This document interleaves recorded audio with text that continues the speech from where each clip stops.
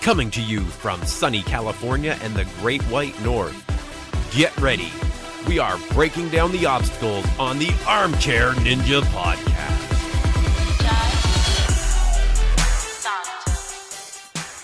Hello, everyone, and welcome back to the Armchair Ninja Podcast. It is Friday, June 22nd, 2018.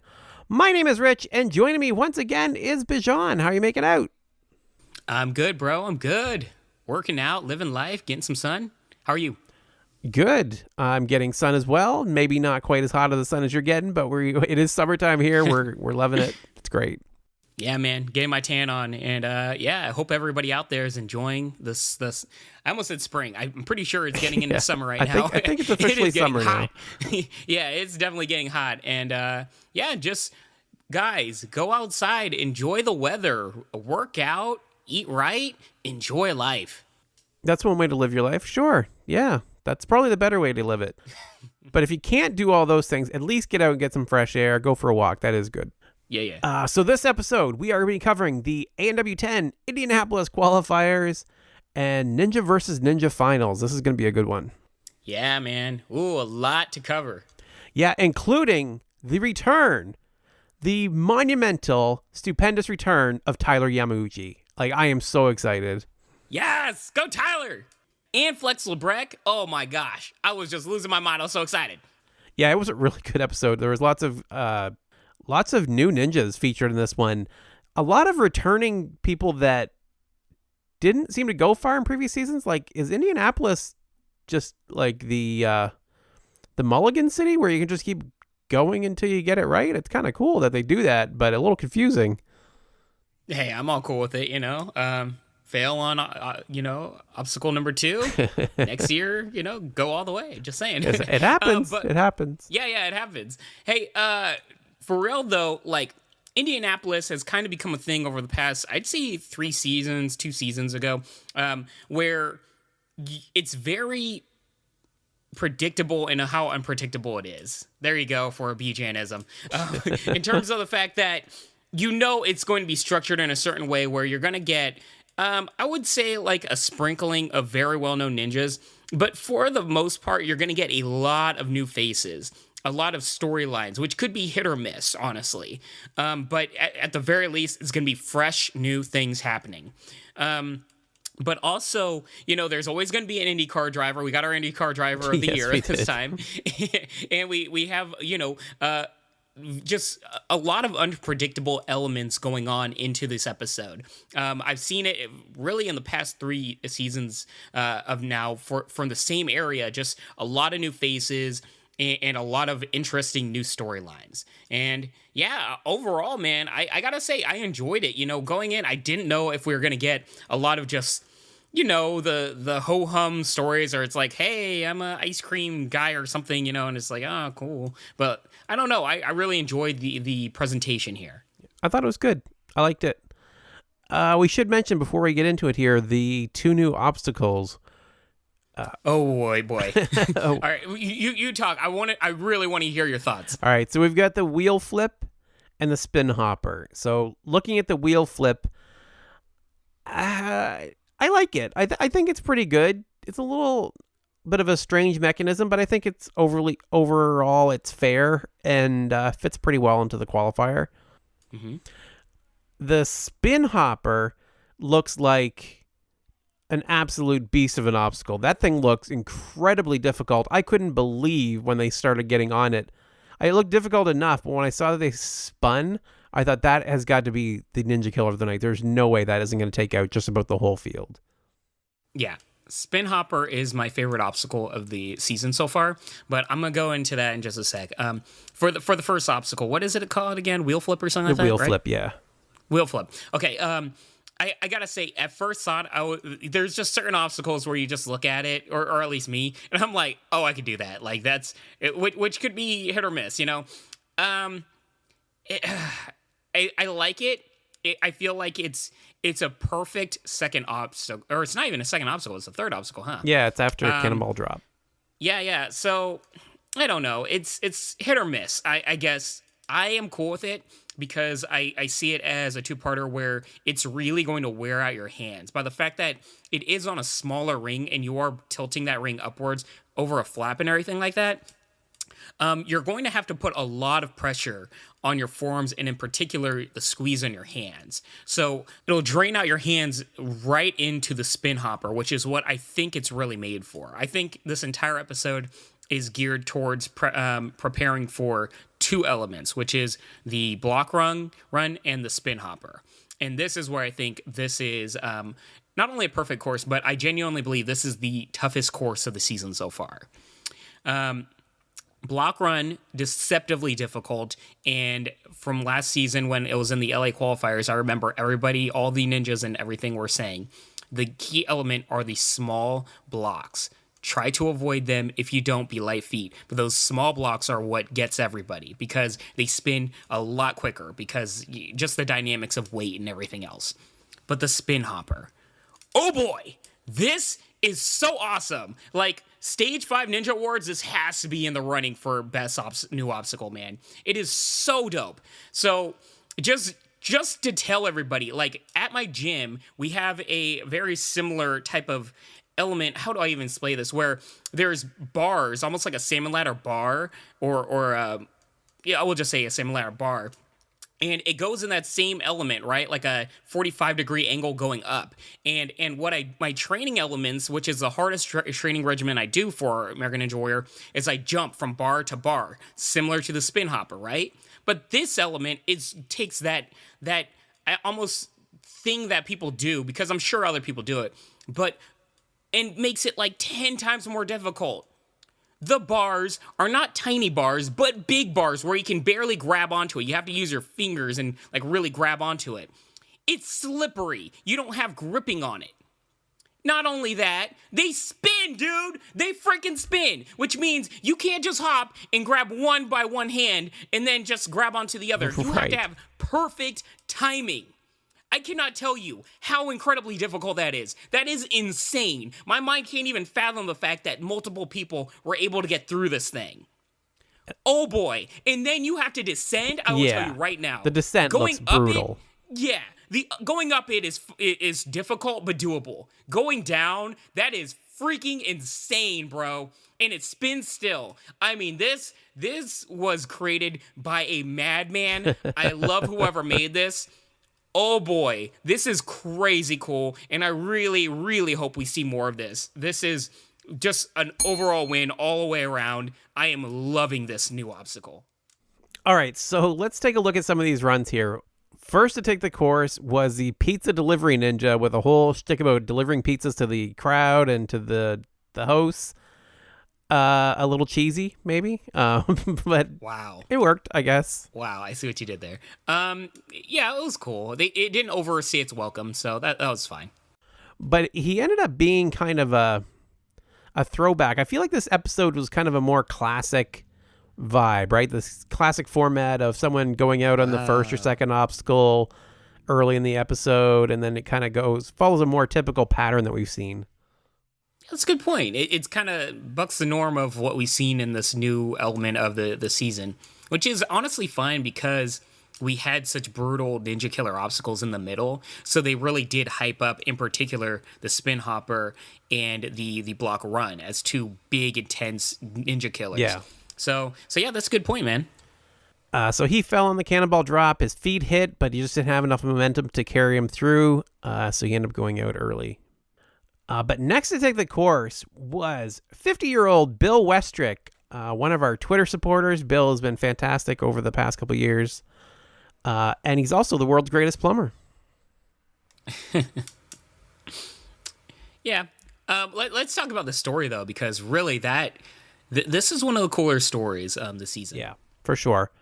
So I missed, I think, what exactly caused him to injure himself. Just in a local competition or something, or unrelated to ninja? He said local competition. I took it as like a local like ninja competition, but it could have been anything. I don't know. Right. But I think he said he tore his MCL, right? Tore his ACL, yeah. ACL. And I think he had multiple things happen, actually, and had to get a donor for what was it exactly? Was the ligament or the tendon? I don't know. They were saying like he donated tissue and a bunch of stuff. So Right. whatever happened, it was must have been a really bad injury. So a man named Dennis, who had passed, was a donor, and Bill ended up getting a portion of his leg of some kind, and ended up meeting his widow, who was there to cheer him on. It was actually, like you said, it was a really uplifting story. It was really interesting. Yeah, I really liked it. Obviously the meeting was a little staged and everything, Right. but I feel like it worked really.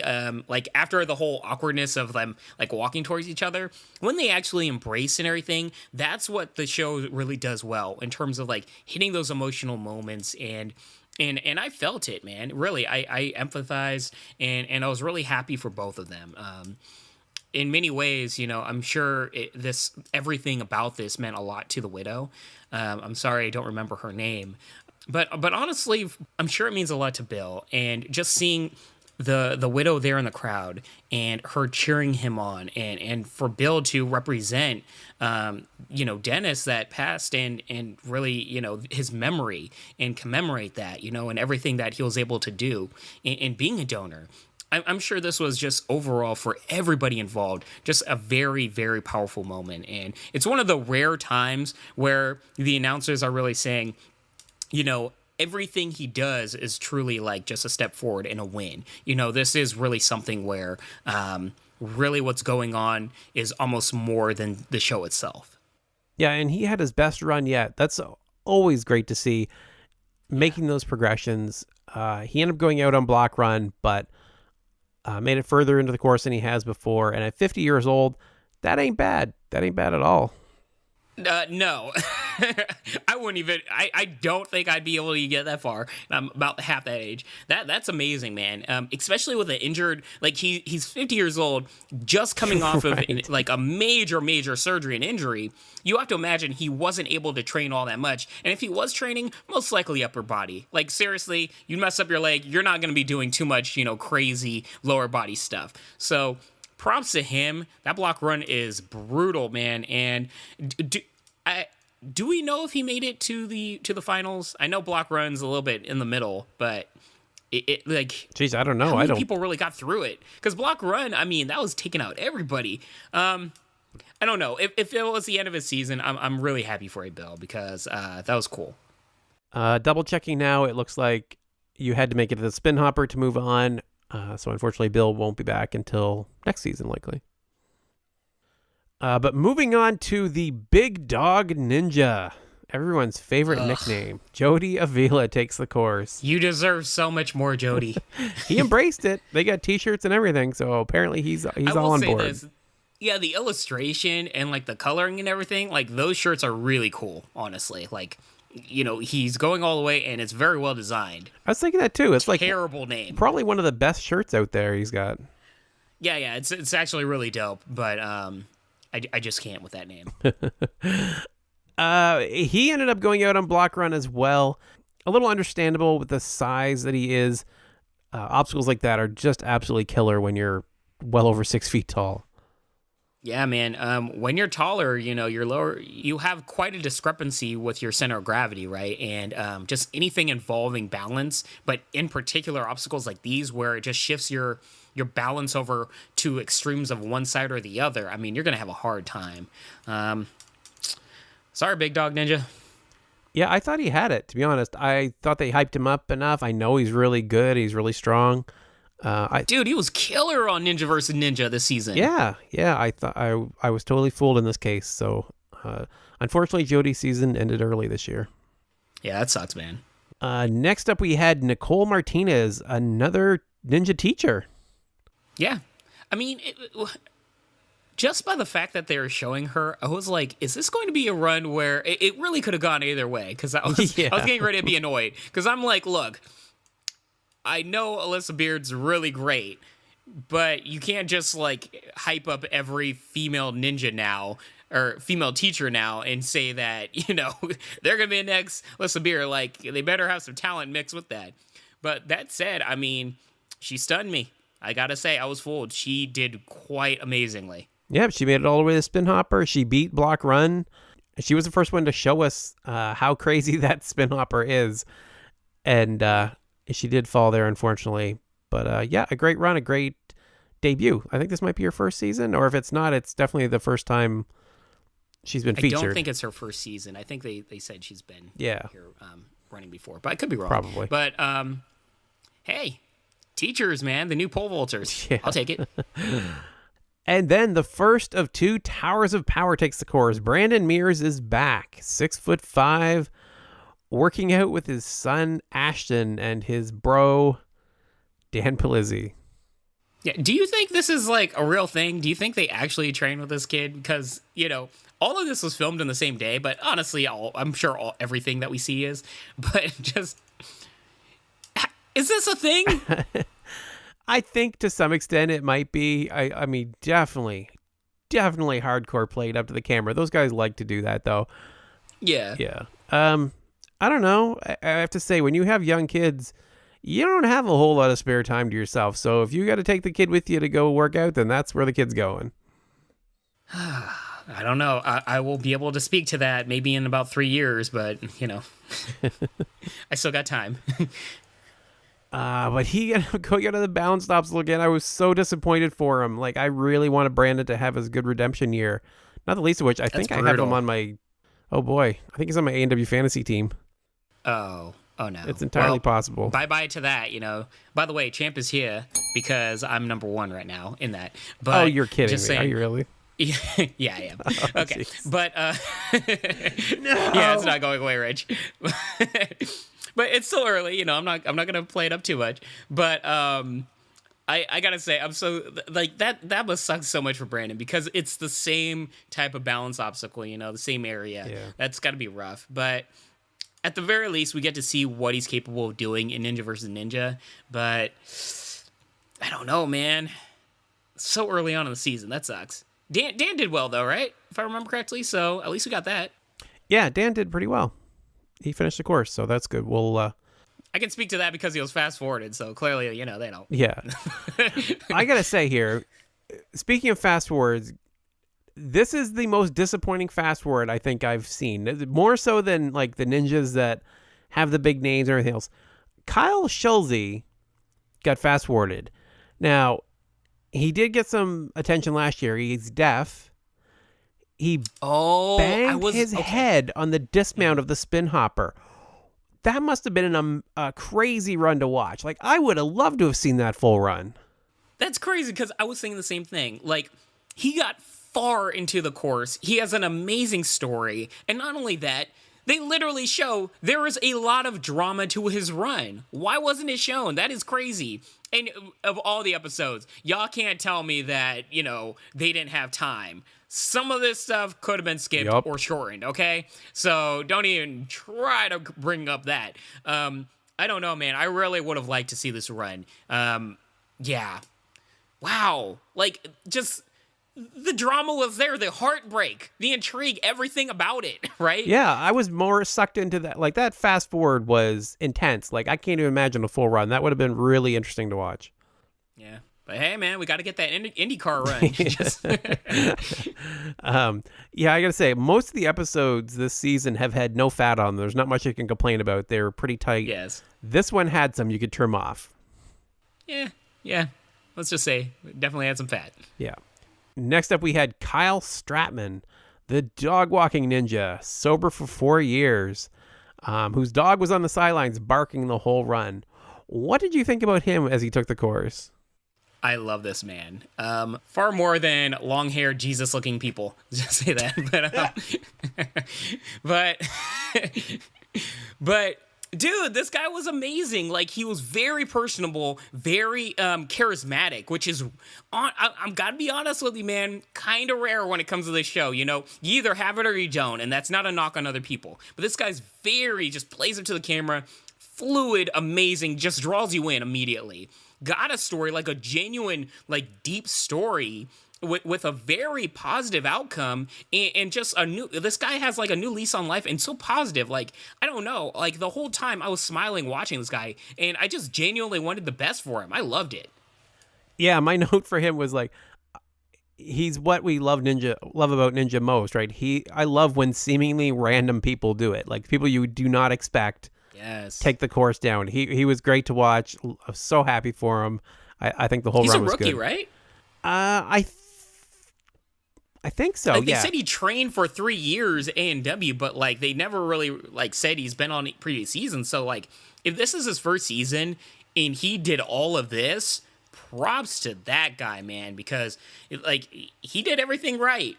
Like, he had an amazing story, was very personable, but also, like, did well on the course and played to the crowd. Like, did everything right. So I'm just super happy for him, and I really hope to see him again, because this guy gets it.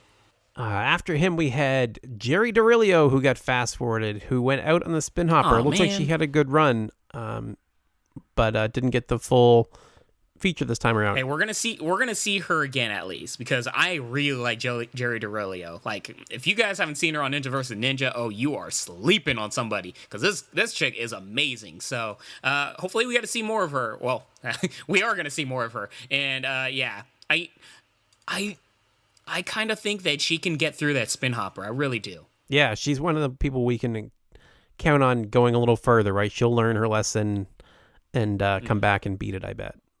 Yeah, she is super strong. After her, we had Josh Butler with quite a long feature. They adopted 3 more kids. He and his wife have a daughter with a few challenges. We had a full feature last season, and they ended up adopting 3 kids as like a whole package deal. That must be a lot. I mean, I've got a bunch of kids. I've had 4 kids at home. It's a lot, but I had time to adjust. To go from 1 to 4 that quickly, that is asking a lot. Yeah, man, I can't speak to, parenting. I'm sure you can a whole lot more. That, I don't know. All I've heard is that that's not going to be easy, right? Yeah. He ended up going on a block run. I was a little disappointed. I thought since they gave him another big feature that he did considerably better and maybe would be going to the finals, but it didn't look like this was his year. I think it's just one of those things where they really like his story. It's intriguing, and honestly, he got far enough. It's not a thing where I'm mad at it or anything. Yeah, he did okay. Travis Rosen was next on the course. Yes, Travis. Travis got some love. That was nice to see. Yeah, good point, because Travis Rosen at this point could be, you can very easily see him getting skipped or anything, and I'm really happy they gave him, the love that he deserves, because this guy, like, I forget his age, but he's up there in age, and he's the ageless still wonder. One of the top no, ninjas. He's fine. He's the ageless wonder. Oh, so he doesn't have an age, right. Okay? But he's still absolutely amazing. This course in particular really plays up well to, his strengths. So I was really curious to see if he'll make it to the end, and he did. But also, like, did you think he had a shot at the Mega Wall? Yeah, I did. I was really worried about block run, to be honest. That was the part that had me like fixated on the screen. Oh, come on, please get past it. Please get past it. I hated when they said he's never fallen on a qualifying course. It's like, no, that's the kiss of death. Please make it through. Don't say it. Yeah, that's a good point, because block run is a very big X factor, because just who trains for something like that? How even do you do that? So yeah, that's a good point. But I felt very confident about this guy, honestly. And I didn't know if he'd make it up the Mega Wall, but I was really curious to see if he could, because I think he'd be like the oldest going up that thing. Yeah, I thought he had a good shot. He's taller. He's not like super tall, but he's tall enough, I believe. And he's been doing it for a long time. I thought he might have enough in there to make it, but unfortunately not. Yeah, I'm just happy to see him again getting love. Go Travis Rosen. And then we joined Tyler Yamuchi mid-run. Yay, Tyler. This guy's awesome. We all love him. And I did not know how he was going to be on some parts of this course, especially things like the wheel flip. Is like, how is he going to, some of these require a little bit of stretching for him, but oh my God, there was no concerns there. He was freaking crushing the course until it crushed him. Unfortunately, on the last jump of the spin hopper, he ended up falling. But man, he was looking so strong to that point. Yeah, that was interesting, because I felt like, once again, like Travis Rosen, just all of his talents and everything that he brings to the sport, he's kind of tailor-made for the spin hopper. In particular, because he's small, it's less, I don't know, less force of, a long body going down when you grab it, right? Yeah. But at the same time, the spin hopper, it really leaves no margins for error. And it seems, I think in the replay, I think he grabbed like one side a little too much and it just spun out from underneath him. That stuff happens, man. But I am very, very confident when we see him in the finals, he's going to get through that obstacle. Yeah, that was just a slip up. It wasn't a lack of skill or poor technique. Yeah. It was just a minor mistake. Mm-hmm. Oh man, I just realized, how awesome would it be if Tyler Yamaguchi gets up that mega wall? I know. That would be amazing. I was so looking forward to seeing him try. I thought, would he try it? I don't know. I don't think he would. I think he'd just go up the smaller one, but maybe. Yeah, that's asking a lot. That's a big drop. That is a lot. He's not just giving up the height difference. He's giving up the reach, right? Like, think about how much he'd have to make up. Yeah. James Wilson took the course, the Natty Ninja. His girlfriend Caitlin has MS, and he carries her around. It's his 5th season. But it's the first time he's made it past the 4th obstacle. He ended up falling on the spin hopper. It was an interesting story and a good run overall. But after James, in the fast forwards, was one of our all-time favorites, Brian Arnold. Yes. Did it surprise you that he went out on the spin hopper? No, because, well, yes and no. He fell very early on in the spin hopper, right? Yeah, he did. That surprised me. I thought, there's a chance for him to fall, but we all know how strong he is in his upper body. Not to mention, he trains on like pegboards and everything in an ascension way. So it's like that muscle memory, like he's got the strength in like his body to do the explosive movements up.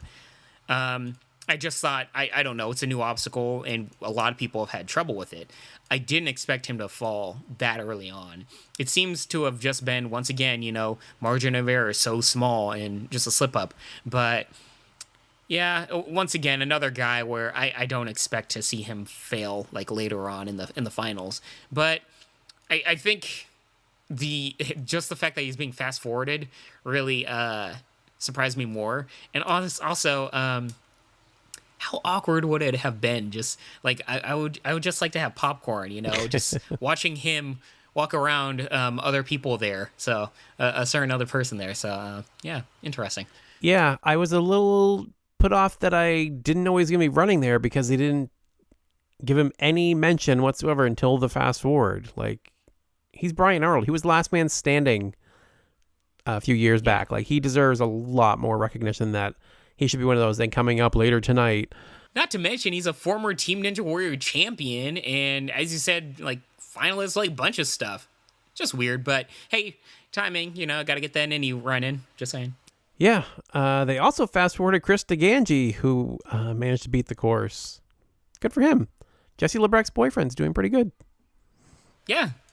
As they have to mention every single time the poor guy is shown. Like, he's been on the show for years, but he is now Jesse LaBreck's boyfriend.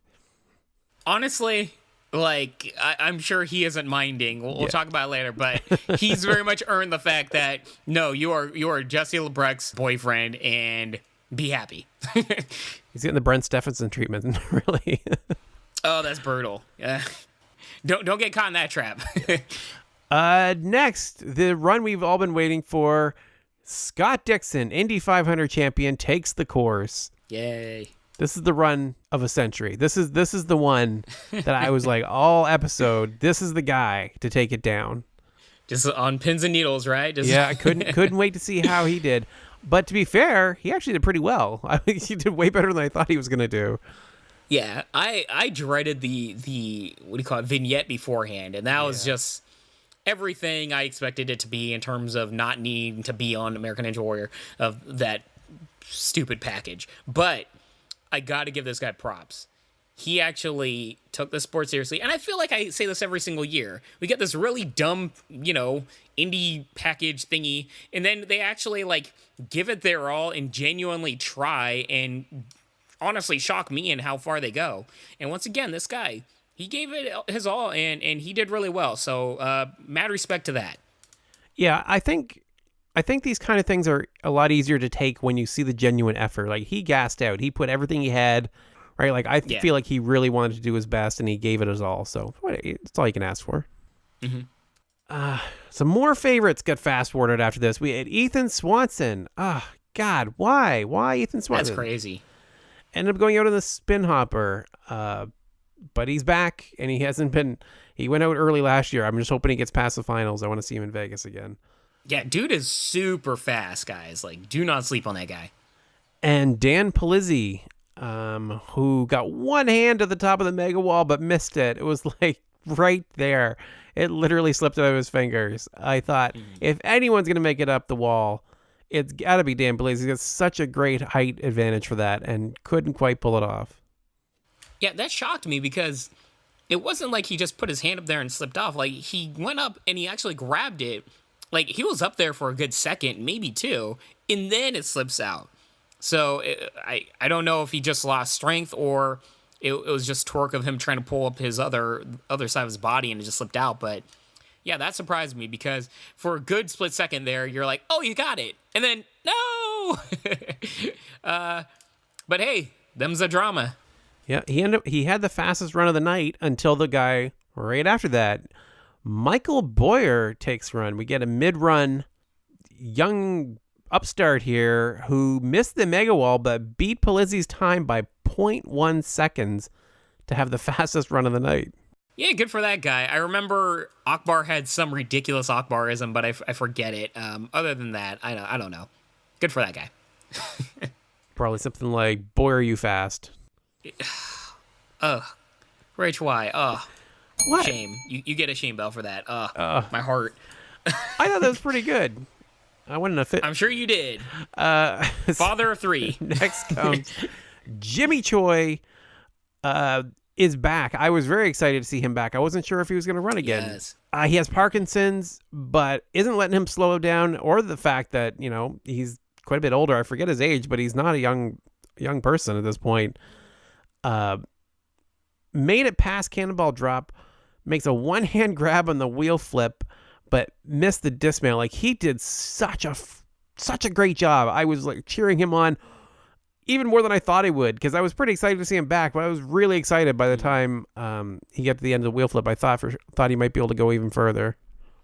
Yeah, his story is one of the truly inspiring stories that really get you going by the fact that it's the thing where you genuinely see, the disability that he has, and yet he's still prevailing through it.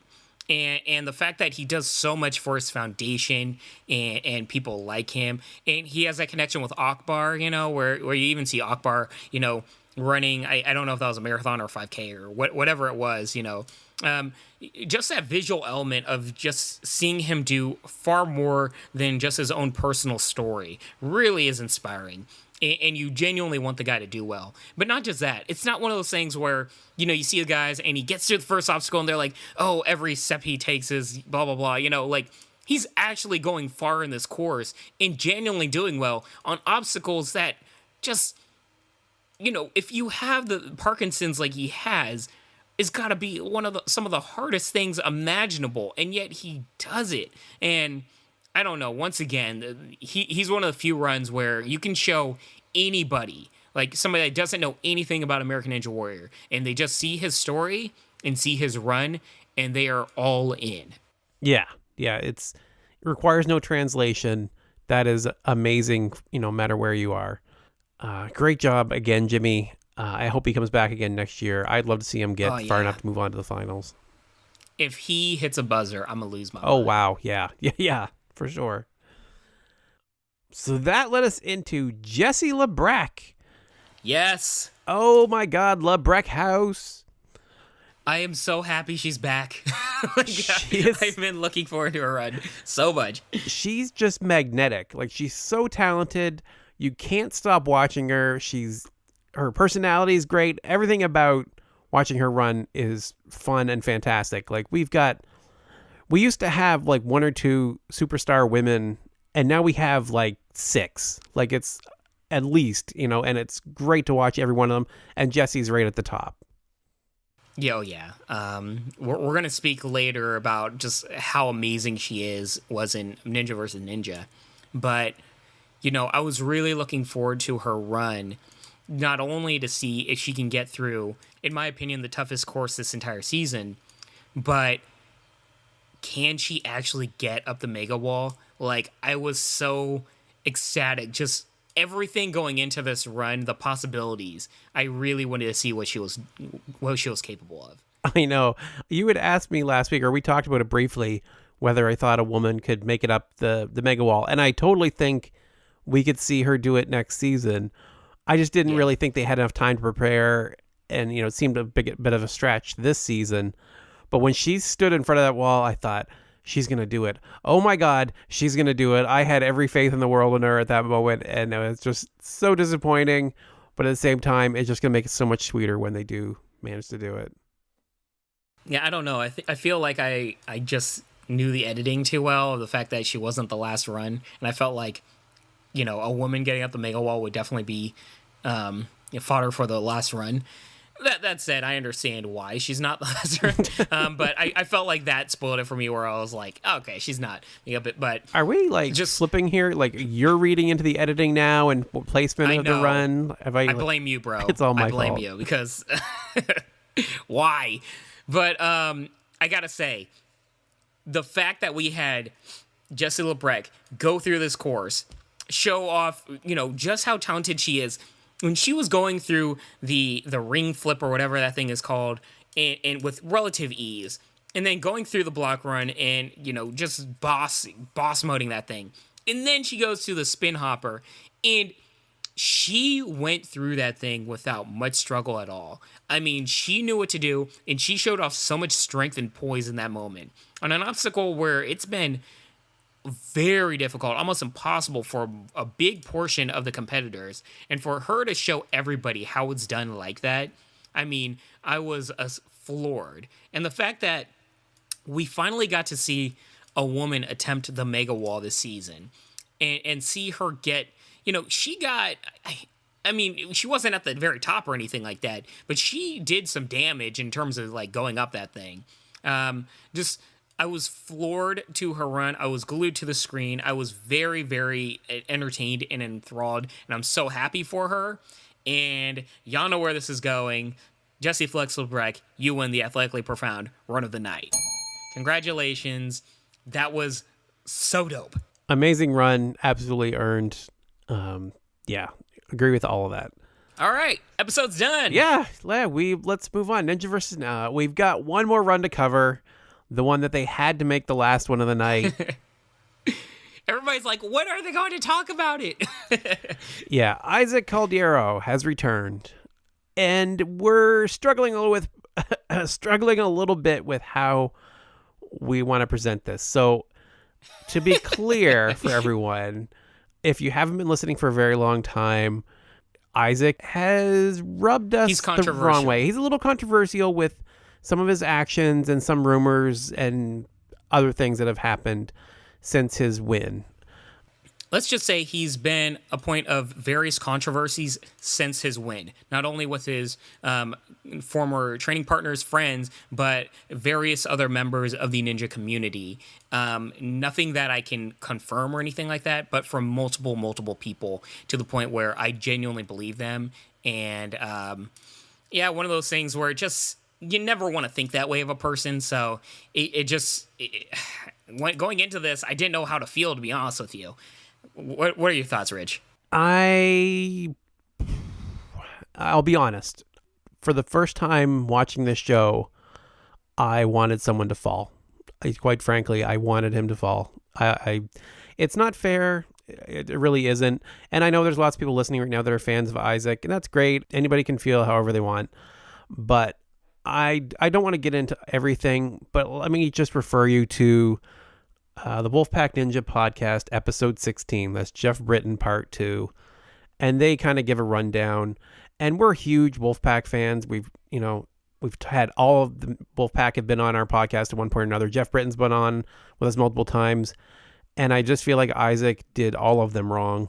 And so in that respect, I don't want him to do well at the end of the day.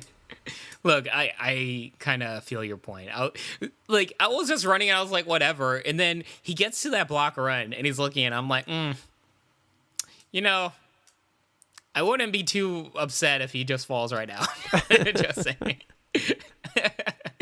And it was funny because at the beginning, like, he's on the stage, you know, and you see a bunch of the ninjas, like all the ninjas, like competition, they're all clapping, but their all mouths are like very like stone face, like no emotion or anything. And I'm like, interesting. I wonder if they really want to be clapping, like if they're like being put on to do this. I don't know. I mean, they had various ninjas, you know, running along the side, so I'm not going to say, you know, he's hated by everybody. No. He's got a lot of supporters. You can see on his Instagram and stuff. You know, he's got lots of friends within the ninja community for sure. Yeah, but let's go into it. You know, we said our piece. Just everybody going in, we do have some biases, you know, viewpoints on this guy. And that's human. But I'll say, I was expecting a lot more. How do I say? What's a better word for douchey? but you know, I was expecting a lot of that going on for his vignette, and I feel like he definitely had a lot of. What is it when favorable edits? He definitely had a lot of confidence going on, but it never was overbearing, I don't think. I think they did a a pretty good job showing off just who he is and everything going on. And he does have a good story to tell. And at the end of the day, really, I think there was a lot of controversy with the whole Jeff Britton thing and Isaac Caldiero thing. I think now he fully has the opportunity this season to prove all the haters wrong, including both of us, honestly, Rich. Right. If he wins the show again, you know, he does that. Hey, dude, you're the GOAT. Have fun. Yeah. I hated the khakis and polo. I'll just say it. And other than that, I can't deny his skill, man. He did a fantastic job on the course. He was looked very confident, very comfortable, despite what had to be an enormous amount of pressure, like an absolutely phenomenal amount of pressure. Didn't seem to faze him. I'll give him all the credit in the world for that. He just took the course, did his thing, and looked like it was relatively easy. Yeah, it was shades of old school Isaac. You know, he always had this lax, you know, type of flow when it comes to his runs. And same thing. He never looked like he's got to fly through it. He never looked like he's just going too slow. He's just, you know, he's there and he's having fun. And good for him. I look forward to watching him fall on block run in the city finals. Yeah, honestly, I'm very curious to see what his story is going to be this season. Like, is he the guy that goes through it all and wins the show twice in a row? Because that is quite a story, right? Or is he, you know, somebody that just, as you said, falls on block run in the finals, city finals, and we don't even see him take on stage 1 and 2 in Vegas, right? I'm very curious to see what his story is. Not to mention, guys, remember, before he was the ultimate champion, or however they're wording it now, he had, I think, 2 seasons prior, you know, a lot of trouble in the first 2 stages in Vegas. And I'm very curious to see what it's like this season if he does make it to Vegas. So a lot going on with his story. Let's just say that.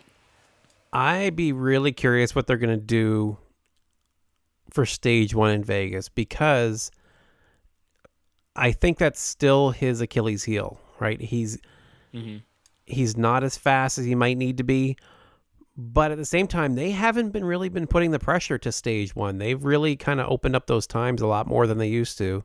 It feels that way, at least. I mean, it could just be that the ninjas are getting ridiculously fast, which is entirely possible. But I think he's good for the city finals. I really don't question the fact that he's moving on to Vegas. But I feel like stage 1, if they amp up the difficulty, he's one of the guys that won't get past it. Yeah, as you alluded to, anything with a timer tends to be his downfall. So if he can get through it, you know, we'll see. If he gets through it, he darn well could be climbing stage 4 again. It's entirely possible. That will be quite a podcast. It may be our last, but it would be quite a podcast, I'm sure, yeah. Just us tossing our computers out and everything. That's it. Who cares? Smash Jeff the mic. Britton all the way. Season 11. Yes. I don't care, guys. I'm a Jeff Britton fan all the way.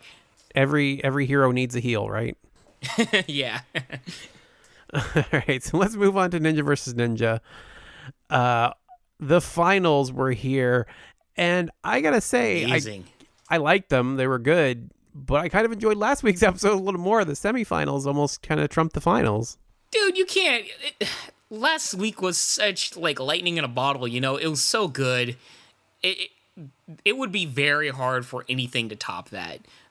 Just in terms of the storylines, the drama, everything going on, it would have been very tough. That said, the level of talent going into this episode was all inspiring, and honestly, for me, I really just wanted it to go down to the two strongest women of the season, which was Meagan Martin and Flex Labreck, and we got that. So I was very happy. That said, there was a lot of drama going on. I kind of wish you could see my notes right now, because as you said that, I looked down and I have like all caps, 4 exclamation marks. Oh my God, Meagan versus Jessie on extended course will happen. Like, I was losing my mind at that point. So yeah, there was definitely some high moments for sure. It's like the meme, you know, with Bernie Sanders, where it's like, it's happening. Oh yeah, it was so crazy to have that actually take place. So yeah, we had, for those that don't know, LaBreckfast Club versus Party Time and Iron Grip versus Ronin to kick it off. LaBreckfast Club versus Party Time. Well, now I think about it, sorry, we got to talk about the two new elements of the course, because we had the wing nuts and something crisscross else. Ring toss, which we've seen before, but the wing nuts were new. Yeah, the wing nuts were new. Yeah. So crisscross was good. The wing nuts were a very, very interesting new element. I was very excited to see them, I gotta say. Perfect addition. I mean, in terms of like a very difficult obstacle in the middle that would mean like make a big difference. I mean, that's it. Not to mention crisscross ring toss, we've seen multiple times this season, has been a very interesting, strong element where you get a lot of, you know, not like almost fisticuffs going on, right? Like a lot of battles. We didn't get a whole lot this episode, but hey, in terms of like a very good returning obstacle and an amazing new obstacle, this is perfect for the finals. That said, for both obstacles, I felt like it very much played it had quite a very strong advantage to people with long reaches. Yeah, that was a pretty big differentiator, I would say, which we saw most pronounced with John Alexis Jr., of course. Besides the obstacles, the trophy looked good. I gotta say, I was really impressed with the trophy. Yeah, that was good. Let's just say, how do I describe the trophy from season 1? We had some. We'll just say, if anybody wants to see, you should Google Team Ninja Warrior season 1 trophy. It has a very interesting shape. It was the golden buzzer, I believe they called it, right? Like it was this. Oh, it was a golden something. It was a long pedestal with like this knobby like button thing on the top, right? It was a long thing with a little base. A dome on top. Yeah. All right, moving on. Let's get into this. We had again LaBreckfast Club versus Party Time, and right off the bat, as much as Party Time was one of my top picks, I was thinking, oh, this might not go as well as I was hoping. It was not. The more I thought about it, the more I realized this could go very badly. You know, they're just a question mark for me, because Alexis has struggled, especially last season. And LaBreck's boyfriend, you know, he's had trouble this season, honestly. So they're kind of a question mark. They're very, very good when when everything's clicking, but very easily, you know, things can fall apart when it comes to that team. Speaking of, in the very first race, we had Chris versus Jake, and Chris missed the dismount from the Wingnuts. Like right off the bat, it was like an early exit, and made me feel a little good for my pick. That's where I was getting worried. Yeah, I was getting worried about that team. I was like, ugh. And then we had one of the first of the few epic matchups. We had Jessie Labreck versus Barclay Stockett, both 4-0 this season. Yeah, that was very interesting in this matchup. Also because Barclay's small, but you know, when you're smaller and compact, you can build up a swing a lot quicker. Yeah, so she can the arc is a lot smaller, like right? on one. Yeah. Yeah, she because she did and she got ahead, and my eyes bugged out of my head because I really didn't think she was going to be able to do that quickly. But she ended up losing the lead on the rings when she missed one of the rings and got twisted around, and Jessie Labreck brought it home. It's kind of awful when I'm not rooting for either one. I don't want either one of them to lose, and it's like just an amazing thing to watch. But Jessie Labreck did win that one. Yeah, and I feel for Barclay because she did have the lead, and just to watch her lead go away in that fashion, that must suck. But that ring toss crisscross, is that what it's called? Whatever it's called, man. Ring toss. Yeah, crisscross ring toss. That obstacle, it definitely has its difficulty, and we've seen a few instances this episode where people, I wouldn't say overlooked it, but I think tried some things where it kind of burned them. Yeah, I think they needed to take a more methodical approach, and the more they overthought it and tried to speed up, the more screwed up things got. Mm-hmm. But that led to John Alexis Jr. versus Brian Arnold on the course. And this was interesting. Yeah, Brian caught up to him on the wig nuts, but John just crushes it through those rings. Like, there's not much you can do to beat him on that. He's just got such a reach advantage. Yeah, it was going into this, I was like, John Alexis should win. His wingspan plays to all of these like bad or the tough elements of this course.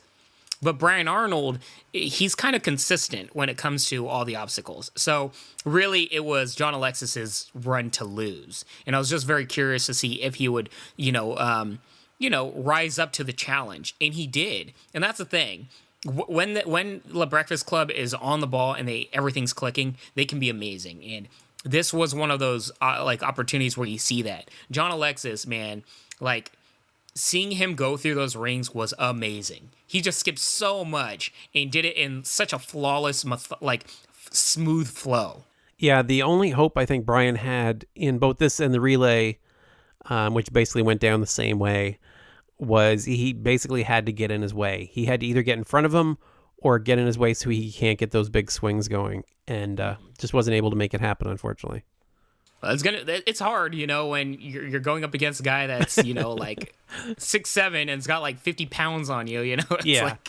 You get in his way, Rich. You go ahead. Yeah. Yeah. It's like you try to run into that guy, you're going to be the one ending up flying out. So, yeah, it can be tough. So Party Time got eliminated in the relay.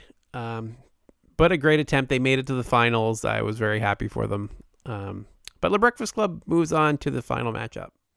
Yeah, and honestly, I was like, dude, things are clicking for them. You got to look out for LaBreck's boyfriend.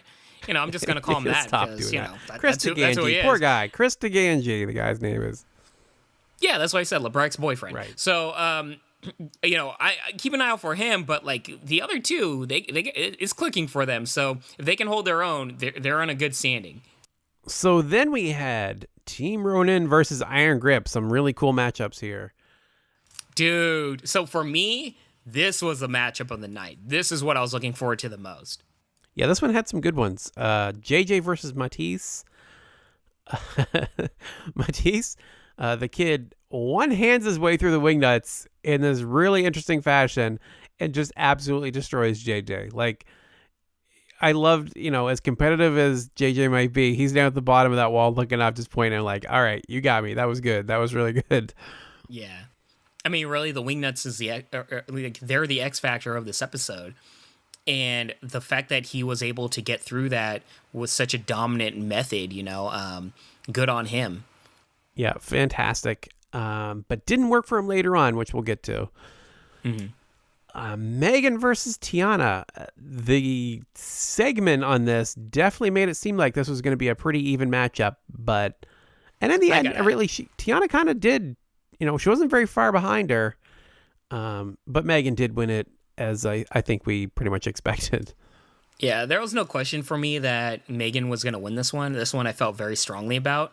But that said, Tiana very much showed that she is a very, very talented ninja and did hold her own. But not for a single second this run, I doubted that Meagan was going to win this. Yeah, it's like an A versus an A+. Like, it just, as great as Tiana is, Meagan is unbelievable at this. Yeah. Well, it's just they're very similar in their talents, but one is how do I say this? In terms of what we've seen, just far more talented. Yeah, I think it's consistency and just a bit more of a nudge on speed, right? Meagan's a little faster. Like you said, very similar skill set and move very similarly. But Meagan is insanely consistent. Which led us to Flip versus Daniel in kind of the same thing. I was thinking Daniel's got this. Flip as good as Flip is, Daniel is way more consistent. And I thought that was going to play the biggest factor. That's a good point. Didn't really work out quite as I thought overall. Daniel struggled on the wing nuts. He tried to speed through with the one-handed technique and missed on his first attempt. And Flip never gave him another chance. He got ahead and he wasn't giving up that lead for anything. Brought it home for Team Ronin. That put them up 2-1 going into the relay. That surprised me. I got to say, I kind of had Daniel taking this because of the consistency, but I was very impressed with his technique and adjustment on the wing nut, and I'm happy that he was able to, get his team to the relay, because this is what I always said when it came to Team Ronin. They just need to get to the relay, and that's when their team shines. Yeah, they were unbeaten in the relays coming into this. That surprised me. I knew they were good. I didn't realize they were undefeated when it came to that. Yeah, that's cool. The first relay kicks off, and Flip falls during the relay, which I thought was just like, there was no coming back from that. No way whatsoever.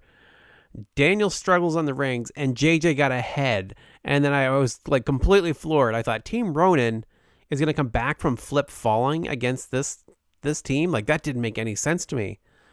But somehow Daniel managed to get up and over that wall faster than JJ. As much as JJ did not go slowly over the top of that, but Daniel went insanely fast and managed to beat him by 0.06 seconds. Very, very strong, cool race.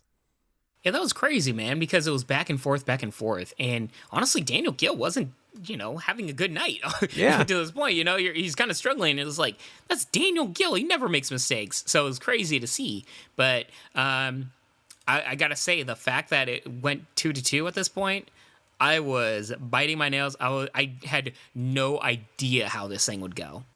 Yeah, I was a little nervous for the matchup I wanted. I was looking ahead to the Meagan versus Jesse potential, and I was thinking, oh, geez, I want Ronin to bring it home for that, if nothing else. But it definitely wasn't clear who was come away with the victory. So we start off another relay, and Mathis' technique trips him up this time. He does not get his one-handed technique off properly on the wing nuts. So Flip gets off there first, and then Mathis falls on the tiles. So JJ's just trying to make up time. I get it. Yeah. JJ was the first to the wall again and was able to hit the buzzer first this time. He did not leave open the possibility of Daniel coming back. But Daniel, man, he hits the buzzer, and Daniel, less than a second later, is like on that buzzer. Like, dude just makes up time. Like, they didn't show Daniel Gill all that much this episode, but dude was definitely showing he's still fast. I can't blame Mathis. He tried something that's been working for him all season. But once again, you take risks and sometimes you get burned. Worst time ever to get burned, right? Yeah, pretty much. Oh man, that's gotta suck. But he went for it, and I can't fault him for that. And yeah, I'm happy. Champ is here. Team Ronin's in the finals. Let's see what happens. And to Mathis' credit, he was the only reason they went to relay, because he was the only one from the team to win during the matchup. So good point. Yeah, good stuff. So here we are at the very end of the episode. We've got, for the finalists, Team Ronin versus LaBreckfast Club. And the first matchup we have is Chris DiGangi versus JJ Woods. And it's the extended course. You're all pumped to go see. My favorite part is watching the extended course. This is where the action happens, especially in the one-on-one battles. And I am going to call him now Jesse LaBreck's boyfriend, falls on the cargo net from the TikTok, right near the beginning of the course. Wow. That was brutal. That floored me. I'm like, dude, not your night. This is the wrong time to be struggling. I mean, I don't know. I felt bad for him because I'm sure he's not going to live it down from his girlfriend anytime soon. Yeah. but poor Jesse LaBreck's boyfriend. I mean, poor guy. Yeah, but that led into what was promising to be an epic battle between two undefeated women, Jessie Labreck at 9-0, Meagan at 11-0. Yes! And so hyped. I'm not really disappointed in the results. I get what happened. It certainly wasn't anyone's fault. But it was a little disappointing to have her fall so early because what happened was on the Wingnuts, there was a bar right after it. And I don't know why this didn't play more of a factor early on. But as Labreck gets off first, the bar swings really far. And Megan's in full-on Wingnut mode. And she's got a dismount. But it's just mistimed. It would have been almost impossible to time that properly. And she just misses the bar completely. Just bad timing, and I don't know that there's much she could have done about it. She could have made another swing and maybe figured it out. She would have been so far behind at that point, Yeah. That's the tough part because you gotta make chances, and she does another rotation, and it would have been more conservative and safe. But she doesn't know if it's going to, the bar is going to come back at the right time for her, and B, she's going up against somebody that she knows is one of the top women in the sport, especially Ninja versus Ninja. So it's like you can't play conservative when it comes to this. It sucks. I honestly wish I noticed that bar was free, like moving earlier on in the episode, and I was like, I don't know how I feel about that. I don't kind of like that because, I felt like something like this would happen. And really, I don't think that's fair. I wish this was a stationary bar that we've had in various other obstacles. But whatever. I mean, I'm not going to harp on that. I'm surprised you said that, to be honest. I don't want to move on from that yet, because I thought that would be one of the things you would like. When we've had the parallel pipes and stuff, where people have moved the pipe out of the reach and things like that, where they battled for it. I thought that added an interesting element to it. Here's the thing. The parallel pipes and everything is awkward, and it's actually a part of the obstacle. This is just, I really don't consider it all that much of a part of the obstacle. You just swing to it and grab it. But the key factor is it spins out so far out that you're on the wing nuts and you don't get it, and it's kind of over. I guess the best way to put it is parallel pipes, you have opportunity to get back to the pipe, right? With the wing nuts, that thing flies out from past you, and you're now just playing a game of timing it. So it's one of those things where it's you get off that bar and that person's winning. Next up we had John Alexis Jr. versus Flip Rodriguez, and Flip was off the wing nuts first, and but John was off the rings first because John is just absolutely crazy. John was the first one to actually hit the zigzag climb. But Flip is so fast at that. I thought he might actually be able to make up the time, and in the end, he was not able to. John just beats him out. Yeah, that surprised me for two reasons. First of all, going into the salmon ladder, it looked like Flip was a little winded, which everybody's human, but I just haven't seen Flip struggle like that in terms of cardio in a while.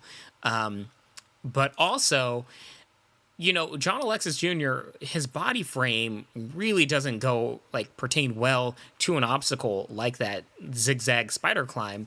But yet he was able to get through that relatively well with, a lot of grip. You didn't see him struggle at all. So I guess I was very impressed by John Alexis Jr. and I was kind of, concerned for Flip. Yeah, he struggled a little bit, but he did pull through and was able to complete it. Through everything he had at the course. You give him that much credit. He definitely did, and just wasn't quite able to catch up to John, who had pulled quite a bit ahead. Mm-hmm. So we got going down to the relays. I got to be honest with you, man. Going into these relays, I still felt really good about Ronin, but I felt like two people would be an X factor, and both are on Jesse LaBreck's team. I felt like John Alexis Jr. Was doing so well that he was going to be an X factor in terms of building up a very big gap in terms of time, really doing well.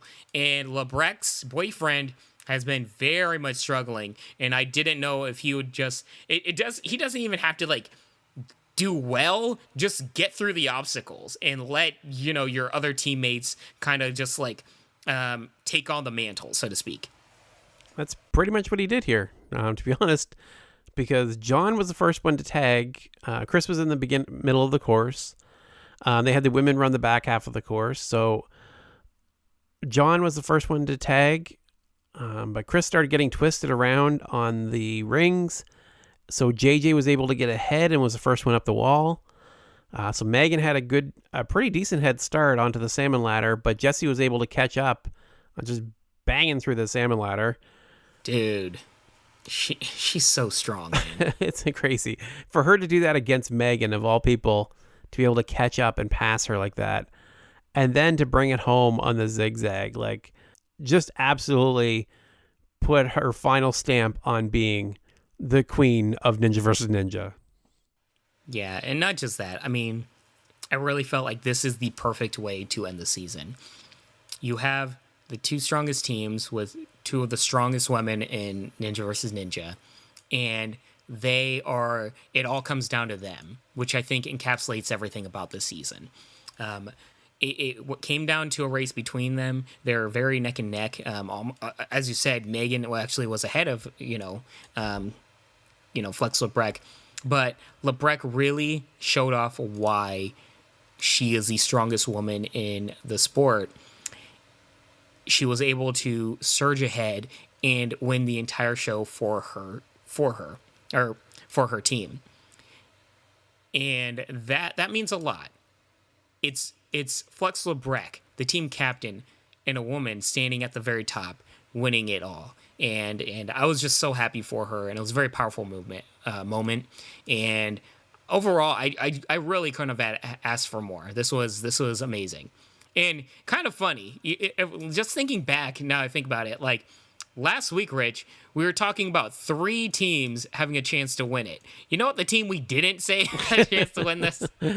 I think we acknowledged it could have been anybody's, but yeah, but it's funny. It's just the ANP curse continues. The one team that we never talk about, they're gonna win it.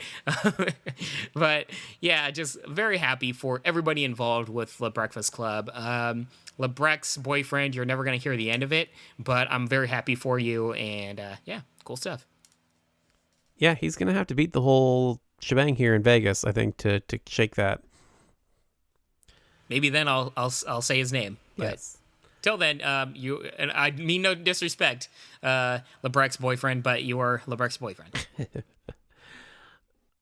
Okay, before we wrap it up here, Bijan, do we have any more 5-star reviews on iTunes? Yes, everyone, rate us on iTunes, give us 5 stars, please, and write a nice review for us. You'll get a shout out and everything. I love you guys. And this week, special shout out to Poppy1946, you are dope, and Mimitron. Thank you guys so much. I very much appreciate you all, and the kind words you guys said to me really matters. I very much appreciate it. So if you'd like to get your own shout out, please make sure to stop by, subscribe, and rate us on Apple Podcasts. Ninja Warrior is in full effect, and we need your help to spread the word. So Instagram, Twitter, Facebook, wherever you are, share out our posts or make your own. You can reach me as rich@ninjapodcast.com. I am at Ninja Podcast on both Instagram and Twitter. And Bijan, how can they reach you? Hit me up at Twitter or Instagram at Bijan151. That is BIJAN 151. And honestly, I'm about to surprise you, Rich. Special shout out to UK Ninja Warrior. I watched one run because that's the most I'm giving it. But I was actually kind of impressed by, them actually taking it seriously. Yeah, I heard it was better. You had to throw that in here. All right. Thank you all for listening. Yep. And I hope you have a great week. Peace, love, and deuces.